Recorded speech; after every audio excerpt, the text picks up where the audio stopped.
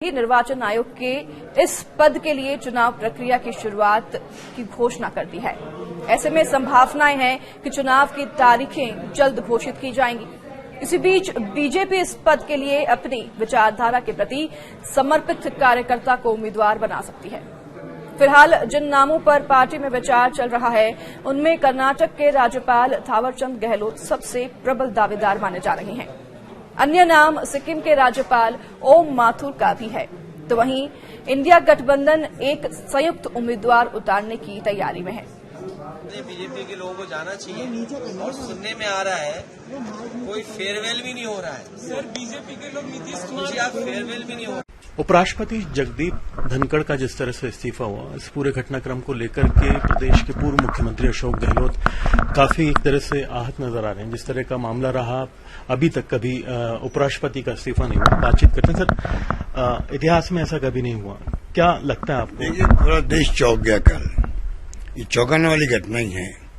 उपराष्ट्रपति का इस्तीफा कभी हुआ नहीं इतिहास के अंदर। अचानक इस्तीफा आ गया। दिन भर हाउस चल रहा था, वो चला रहे थे। बीएससी की मीटिंग हो गई आगे के प्रोग्राम के लिए, इस्तीफा अचानक आ गया, तो चौंकाने वाली घटना है। राजस्थान वालों को विशेष धक्का लगा है क्योंकि राजस्थान से थे वो, और किसानों की आवाज जो है पार्लियामेंट के अंदर भी और बाहर भी हमेशा उठाई उन्होंने। अभी हाल ही में उन्होंने कृषि मंत्री जी को बहुत ही उलाना दिया कि भाई आप कर क्या रहे हो, जो वादे किए हमने किसानों के लिए वो निभाओ। अब पता नहीं किन कारणों से उनके दिमाग में क्या चल रहा होगा, वो तो मैं नहीं कह सकता।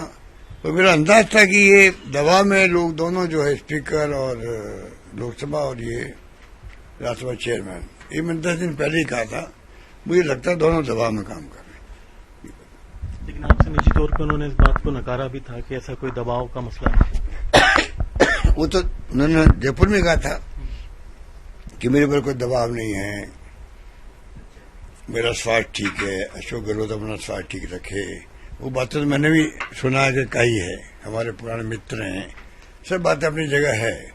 परंतु अचानक जो इस्तीफा हुई तो आरएसएस वालों को मालूम है, मोहन भागवत जी को या प्रधानमंत्री जी को मालूम होगा, और तो मुझे लगता नहीं किसी को मालूम होगा।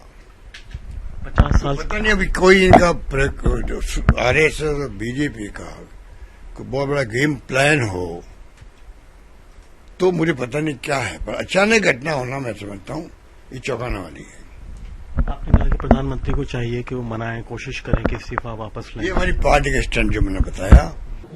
वहीं आपको बता दें कि भले ही एनडीए के पास बहुमत है, फिर भी विपक्ष मानता है कि मुकाबला पूरी तरह एक तरफा नहीं है, उसे चुनाव से पीछे नहीं हटना चाहिए।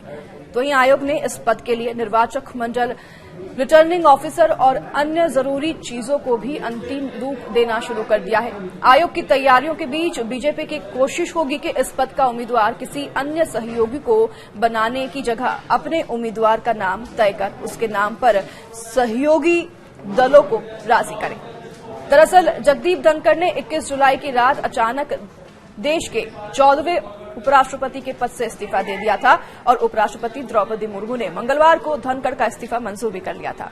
74 साल के धनखड़ का कार्यकाल 10 अगस्त 2027 तक था और अब चुनाव के नतीजे इस पर भी निर्भर करेंगे कि किस पक्ष के पास कितना बहुमत है। बता दें कि लोकसभा में कुल 542 सदस्यों में से एनडीए के पास 293 और इंडिया गठबंधन के पास 234 सदस्य हैं। राज्यसभा में 240 सदस्यों की प्रभावी संख्या में से एनडीए को करीब 130 और इंडिया गठबंधन को 79 सांसदों का समर्थन है।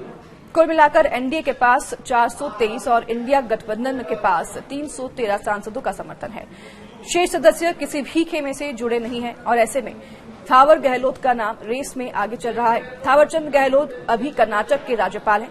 77 वर्षीय गहलोत राज्यसभा में सदन के नेता रह चुके हैं, साथ ही केंद्रीय मंत्री का पद भी संभाल चुके हैं। बीजेपी में वे सर्वोच्च नीति निर्धारक इकाई पार्लियामेंट्री बोर्ड के सदस्य भी रहे हैं। वहीं जातीय समीकरण यानी कि दलित में भी वह फिट बैठते हैं और इस समीकरण में भी वह फिट बैठने की वजह से उनका नाम रेस में आगे है। वह मध्य प्रदेश से हैं, उनके पास प्रशासनिक अनुभव भी है।